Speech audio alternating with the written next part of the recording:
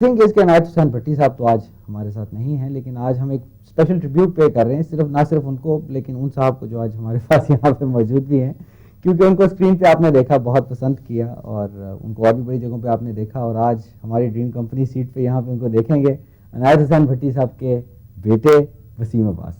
अस्सलाम वालेकुम। कैसे हैं सर? बिल्कुल ठीक सर, बहुत अच्छा लग रहा है आज आपको यहाँ पे देख के। कुछ देर से हम कोशिश कर रहे थे कि आपको यहाँ लेके आए बस वक्त के कुछ तकाजे कुछ वेल सेट नहीं हो पा रहा था। तो वसीम, अभी हमने एक नाज़रीन को गाना दिखाया आपके वालिद साहब का, तो हम चाह रहे थे कि कुछ आप अपने वालिद साहब के बारे में हमसे शेयर करते हैं, क्योंकि आपने तो उनको हमसे ज़्यादा करीब से देखा हुआ है। असल में उनके बारे में मैं कुछ बहुत ज़्यादा इसलिए नहीं कहता कि मेरे चूँकि वालिद थे, खुदा गरीक रहमत करे उन्हें, वो कुछ ऐसे लगता है जैसे मैं अपने वालिद के बारे में कुछ ज़्यादा बता दूंगा, क्योंकि उनकी पर्सनालिटी ऐसी ही थी कि उनके बारे में जितना भी कहा जाए वो कम होगा। इतनी डायमेंशंस किसी एक पर्सनालिटी में होना बहुत मुश्किल है। He was a producer, he was a singer, actor, director, he was a scholar, politician, सब कुछ थे वो। सब कुछ। और उनकी ज़िंदगी का कमाल ये है कि उन्होंने जिस शोबे में भी पाँव रखा उन्होंने कामयाबी देखी। अच्छा Wasim, this was the third production by your father? Chand Makhna was the third production Chand of Makhna. my production house. तो and this was a big hit. That was a big hit. It was in fact the very first big hit. आप कितने साल के थे तब? मैं कोई I was like 5 years old. 5 years old. तो this was Bhatti production, right? This was Bhatti production. अच्छा वसीम, थोड़ा सा मैं तरफ फास्ट फॉरवर्ड कर रहा हूँ, आपके करियर की तरफ आ रहा हूँ। जब एक आपको पता छलांगे मारने की मेरी आदत है, तो मुझे ये बताएं कि एक तरफ इतना बड़ा प्रोडक्शन हाउस था आपका, एंड मेरा मतलब है आपके वालिद साहब की एक लेगेसी चलती आ रही थी, आपने जाके रेडियो से अपना आगाज किया, ऑडिशन किया, यू डिडंट इवन टेक, सहारा नहीं लिया भट्टी प्रोडक्शंस का, क्या कोई इसकी कोई खास वजह थी? असल में इसकी वजह भी मेरे फादर ही थे। अच्छा। मैंने उस दौर में अपने फादर से ये कहा कि मैं टीवी करना चाहता हूँ, और मुझे याद है कि कमर आफ्ताब उस वक्त जनरल मैनेजर थे लाहौर टेलीविजन से। अच्छा। तो मेरे फादर के बहुत अच्छे दोस्त थे वो, तो मुझसे उन्होंने कहा कि मैं तुम्हें ले जाऊंगा, मिलवा भी दूंगा, लेकिन ये एक बार ही होगा। उन्होंने ये नहीं कहा बेटा का आदि फिल्म बनाने तो नहीं, हरगिज नहीं, ऐसा बिल्कुल नहीं कहा, बल्कि उन्होंने मुझसे ये कहा कि बेहतर तो ये होगा कि तुम खुद कोशिश करो। अच्छा। क्योंकि मेरे फादर एक सेल्फ मेड आदमी थे, बहुत मेहनत की उन्होंने ज़िंदगी में, बहुत ही ज़्यादा मेहनत की, और मेरा ख्याल है कि वो इतनी मेहनत की कि न सिर्फ मैं जानता हूँ बल्कि पूरा पाकिस्तान जानता है कि उन्होंने उनकी सक्सेस के पीछे कितनी मेहनत थी।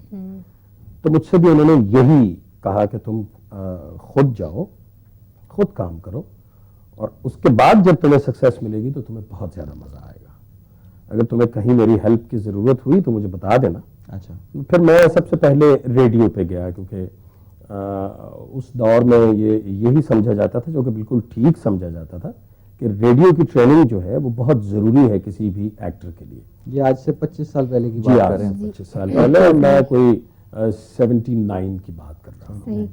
मैं ये पूछना चाह रही थी कि आपने बताया कि आपको एक्टिंग का शौक था, लेकिन आपने स्टार्ट रेडियो से किया, लेकिन रेडियो में तो आई डोंट थिंक कि आपको कोई एक्टिंग की जरूरत होती है। You just have to speak because nobody can see you. नहीं, एक्टिंग में अगर आपके वोकल्स ठीक नहीं हैं तो मेरा ख्याल है कि आप एक्टिंग नहीं कर सकते। तो आई मीन रेडियो आपको कुछ एक्टिंग करने की भी हेल्प देता है? बिल्कुल बिल्कुल बिल्कुल। आपको अगर अपनी आवाज़ पे कंट्रोल नहीं है, और अगर आप अपना एक्सप्रेशन जो है वो अपनी आवाज़ से नहीं बता सकते, तो मेरा ख्याल है कि आप फिर ठीक एक्टिंग नहीं कर सकते। 1000 के करीब टीवी सीरियल्स, छोटे बड़े सारे मिला जुला के, और तकरीबन 400 के करीब स्टेज प्लेज मोर देन 400। तो 1400 प्लेज, मैंने अभी तक 1400 ड्रीम साइड नहीं किया। What does it feel like? I mean it's a life time. बस वो आप ये समझ लीजिए कि मैं लकीली कहूँगा कि मैंने स्टेज पर भी और टीवी पर भी बहुत रेगुलरली काम किया है। सही। उसमें कोई बीच में गैप नहीं आया। तो सर एक्सपीरियंस कैसा है मेरा? वो what you feel like, what does Wasim Abbas feel like 1400 इतने ज़्यादा करने के बाद, जब एवरीबॉडी नोज यू, बच्चा आपको जानता है, बूढ़े से लेके बच्चे, थोड़ी एवरीबॉडी फीलिंग होती है आपको, बड़ा अच्छा लगता है। आप जब आप अपना करियर जो है उसको जब स्टार्ट करते हैं तो जाहिर है आपकी ख्वाहिश होती है कि आप काम करें और पहचाने जाएं, और अच्छा काम करें और ज़्यादा काम करें। हम बिल्कुल ही अभी की बात में आ गए, हम पीछे जाते हैं दोबारा से। आपने रेडियो से स्टार्ट किया, उसके बाद आपका थिएटर में आने का कैसे इत्तेफाक हुआ? थिएटर में भी मुझे इरफान खुसट साहब ही लेकर आए थे। मैं उनके पास रेडियो के बाद मैं उनके पास गया उनके ऑफिस में, और उस ज़माने में ये अलहमरा आर्ट्स काउंसिल जो है ये बड़े हॉल्स तो नहीं थे उस वक्त। उस वक्त there was a small hall जिसमें 158 सीट्स हुआ करती थी। उसमें उसके बाहर एक और जगह थी जिसे आम उस जमाने में कहा जाता था थड़ा स्टेज बना हुआ था सीमेंटेड, और वहां पर भी प्लेज गाहे बगाहे हुआ करते थे। तो इरफान साहब वहां पर एक खेल कर रहे थे, तो मैंने उनसे कहा कि मैं करना चाहता हूं, तो ही सेड कि तुम पहले मुझे असिस्ट करो। और उस वक्त जो कर्टन खुलता है वो आपको खुद खोलना पड़ता था, वो एक मशीन सी लगी होती थी, उसको घुमाना पड़ता था, मैनुअली आपको उसको ऑपरेट करना पड़ता था। तो उन्होंने कहा कि ये तुम करोगे, सबसे पहली स्टेज तुम्हारी ये है। तो मैंने कहा ठीक है, अब इसके लिए तो मुझे रिहर्सल्स की जरूरत नहीं है, लेकिन मैं रिहर्सल्स पे आऊंगा जरूर। तो मैंने जाना शुरू कर दिया। तो एक हमारे आर्टिस्ट हैं अनवर अली, वो प्ले छोड़ के चले गए, उनकी कोई अपनी जाती मसरूफियत थी। तो जब उन्होंने छोड़ दिया तो कहने लगे कि यार तुम करना चाहते हो तो फिर अब तो एक चांस बन गया है, तो ये तुम कर लो। तो इस तरह से फिर वो मैंने आगाज किया। तो पहली दफा जब आप स्टेज पे गए, रेडियो तो एक कमरा है, कुछ लोग हैं, और टेलीविजन का भी यही चक्कर है। पहली दफा जब आप स्टेज पे गए, इतने 158 की सीट समझी मेरे ख्याल में तो इतने ज्यादा लोगों के सामने एक्सपीरियंस कैसा था? क्या what did you feel like? मैंने बहुत सुना हुआ था कि लोगों का दिल धड़कता है, लोग कंफ्यूज हो जाते हैं एक्टर जब स्टेज पे जाता है। बल्कि मेरे सारे जो सीनियर्स थे वो ये कहते थे कि हमें तो आज भी ऐसे ही होता है, जब पहला दिन होता है खास तौर पे प्ले का, तो जब हम स्टेज पर जाते हैं तो टांगें कांप रही होती हैं और अंदर पता नहीं ये खौफ होता है और पेट में गोले उठ रहे होते हैं। बट आप यकीन करें कि बहुत ही एक ये अमेजिंग बात है कि मुझे कुछ भी नहीं हुआ। I was really very comfortable. ये बेसिकली ना सीनियर्स ही मरवाते हैं। मैं भी जब स्टेज पे जा रहा होता ना, मेरा डायरेक्टर यार परेशान तो नहीं हो, सुकून हो, और यार प्लीज ना मुझे ध्यान आ, उसमें मतलब बिल्कुल ठीक होता है। क्या क्या याद कर रहे थे कि बहुत क्यों होने वाला वो होने वाला है। नहीं, सच्ची बात है कि मुझे कुछ भी नहीं हुआ, मैं बहुत कंफर्टेबल था और बड़े समहाउ मैंने बड़े कॉन्फिडेंस के साथ। तो आजकल भी आप थिएटर्स कर रहे हैं? जी, मैं अब भी थिएटर्स कर रहा हूँ, हालांकि अब थिएटर हमारा कुछ ज़रा मुरम्मत होने वाली है उसकी। बीच में मैं छोड़ भी देता हूँ। मुझे अब मैं कोई 6 महीने के गैप के बाद अब कर रहा हूँ, और ये जब से मैंने थिएटर पे अपना करियर स्टार्ट किया है, ये पहली मर्तबा ऐसे हुआ है कि पिछले 8-10 महीने में मैंने खेल नहीं किया कोई। क्यों? इसकी कोई खास वजह? बस वो कुछ आप ये समझ लीजिए कि कुछ थिएटर के साथ हमारा, अब चूंकि हम भी सीनियर्स की ही लिस्ट में आ चुके हैं, तो जूनियर्स के साथ कुछ नजरियाती इख्तलाफ है। हम ये कहते हैं कि थिएटर जैसे शुरू हुआ था, फैमिलीज आती थी। प्लीज आपने सिर्फ किए ही नहीं बल्कि डायरेक्शन भी की और प्रोडक्शन भी की, जिनमें से family front, home sweet home हो गया, और मिस्टर एंड मिसेस हो गया, अधूरे लोग, मर्दों वाली बात। आपका बहुत फेमस प्ले है दिन, आप उसके बारे में हमें कुछ बताइए। दिन में मैं आपको इंटरेस्टिंग बात बताना चाहूँगा। एक्चुअली दिन जब शुरू हुआ उससे पहले अमजद इस्लाम अमजद साहब के मैं 2-3 सीरियल्स जो हैं वो कर चुका हुआ था, जिनमें समंदर मेरा पहला सीरियल था, और फिर फिशार, और एक और सीरियल था हमारा रात। तो उसके बाद दिन आया। तो मेरी बड़ी अंडरस्टैंडिंग थी। अयूब खावर उसके प्रोड्यूसर थे और राइटर जो हैं वो अमजद इस्लाम अमजद थे। तो उन दिनों में मैं एक जगह पे अपने एक कज़न की तरफ मैं कैरम खेलने के लिए जाता था। तो मेरा एक पार्टनर हुआ करता था जो कि मेरे सामने बैठता था। तो उसका जो एक मतलब उसकी पर्सनालिटी जो थी वो अजीब सी थी। वो एक डार्क लड़का था और उसकी आंखें ब्लू थी और काफी उसकी लाइक कैपिटलाइज थी। अच्छा। और वो मैं जब कोई शॉट बेहतर खेलता था तो वो मुझे यूं देखता था और कहता था कि जबरदस्त है भाई। तो ये बड़ा अब समझ आइए कि आपके ये एक्सप्रेशंस आते हैं कहां से हैं। नाज़रीन, ये मैं आपकी बात काट रहा हूँ, मैं बचपन से इनके प्लेस देख रहा हूँ और एक इनका मुझे एक्सप्रेशन बड़ा अच्छा लगता है, आंखें बाहर। वो मैंने डिस्कस कर रहा था, मैंने अभी देखा है ये पकड़े गए। तो वो मुझे वो बड़ा पसंद था। तो मैंने अमजद साहब से कहा, अमजद साहब को मैंने बताया कि इस तरह तो मैं इस तरह का एक कैरेक्टर करना चाहता हूँ। तो दिन में उस वक्त मैं यंग भी था, तो एक एंग्री यंग मैन जो होता है उसका कैरेक्टर था। तो अमजद साहब ने कहा कि यार ये जो गेटअप तुम मुझे बता रहे हो ये है तो बहुत अच्छा, लेकिन अच्छा मैं लिखता हूँ इस पे। तो उन्होंने लिख लिया। जब उन्होंने लिख लिया तो समहाउ हमने उसकी बाकी पहलू नहीं देखे और मैंने वो सारा गेटअप वेटअप कर लिया। मैं लेंस ले आया, ब्लू लेंस मैंने लगाए, डार्क किया अपने आप को और मैं सेट पे चला गया।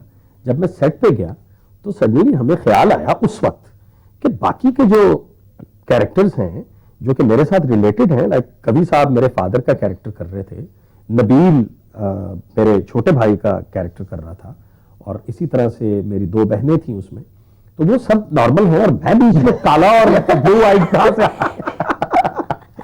मैंने कहा कि यार यार ये हम कैसे जस्टिफाई करेंगे। तो बाकी सारी फैमिली जो है वो बिल्कुल नॉर्मल है और बीच में एक जो, तो ये तो जरा सॉरी मगर ये तो कुछ जरा अजीब सी बात लगी सारा काला। तो अब क्या करें, तो अब फिर ये सोचा कि उसमें कवि साहब मेरे फादर का कैरेक्टर कर रहे थे और मदर जो थी वो हमने दिखाया हुआ था कि उनकी डेथ हो चुकी हुई है। अच्छा। तो जब आप रिकॉर्डिंग रोक दी गई, एक हमारी बड़ी सीनियर आर्टिस्ट थी, उनको रिक्वेस्ट की गई, उनको वो गेटअप दिया गया, उनकी तस्वीर खींची गई, वो सेट पे लगाई और फिर हमने रिकॉर्डिंग जो है दिन की वो शुरू की। तो इसका मतलब है आपका दिल रखा गया थ्रू आउट। नंदा बाजार का आपका कैरेक्टर काफी अग्रेसिव था, आपने कैसे इसे कंसीव किया? ये असल में इसमें खलील रहमान कमर जो इसके राइटर भी थे और मेरे बहुत ही अच्छे दोस्तों में हैं। लंडा बाजार मैं शुरू में नहीं कर रहा था, मैंने 7th एपिसोड में आना था इसके, आया भी मैं 7th में ही था खैर, लेकिन मैं कुछ एक दूसरा कैरेक्टर कर रहा था इसमें। फिर खलील ने मुझसे ये कहा कि मेरी एक जो दूसरी एक लाइक उसमें बाबर और महमूद असलम और एक आध और कैरेक्टर था जो एक उसकी नेगेटिव एस्पेक्ट को, तो दूसरी साइड जो थी उसकी वो जरा उसके नजदीक वीक थी। तो उसने कहा यार मुझे एक ऐसा कैरेक्टर चाहिए जो उनको बैलेंस कर सके, इक्विवेलेंट हो। जी हाँ। वो फिर हमने कुछ थोड़ा सा डिस्कस किया, फिर उसने लिखा, वो बहुत ही अच्छा लिखा उसने और वो इत्तेफाक से अच्छा हो भी गया। वो मेरे एक रिश्ते के ताया थे, वो कुछ ऐसे ही बोलते थे तकरीबन, और जो कुछ इस कैरेक्टर में था वो ऑलमोस्ट काफी कुछ उनमें था। शाया पुत्र जी, मैं चिराग बोल रहा हूं। अब तो हम दोनों को एक दूसरे की पहचान हो गई है चाचा जी। भला होवे तेरा, भला होवे पुत्र होए। देखना अब तो तेरा चेहरा पुत्र भूलता ही नहीं है, हर वक्त आंखों के सामने घूमते रहते हो। तो मैं तो चाचा जी आपके आले द्वारे घूमता रहता हूं। अश्के भाई अश्के, अश्के भाई तेरियां दलेरियां। पर पुत्र जी, अल्लाह बख्शे तुम्हारे वालिद साहब कहा करते थे, उस दल हमेशा बड़ा गज के बोलता है।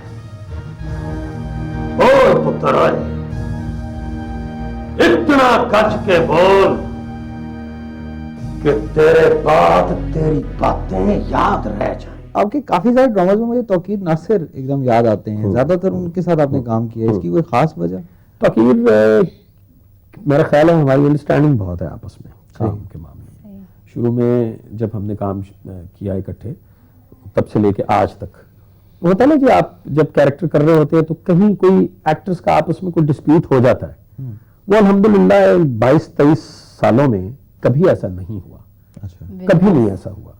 मतलब हमने कैरेक्टर किया है अपना अपना, जो भी कैरेक्टर की डिमांड है, जो उसकी रिक्वायरमेंट है, उसके मुताबिक किया है और एक दूसरे को पूरी तरह से सपोर्ट किया है। ऐसा नहीं किया कि एक अच्छी जोड़ी बन गई। हाँ, ऐसा नहीं किया कि कभी प्रोड्यूसर से ये कहा हो कि यार इसका कैरेक्टर इसमें बहुत निकल के आ रहा है और मेरा दबा हुआ है, नहीं, ऐसा हरगिज नहीं हुआ।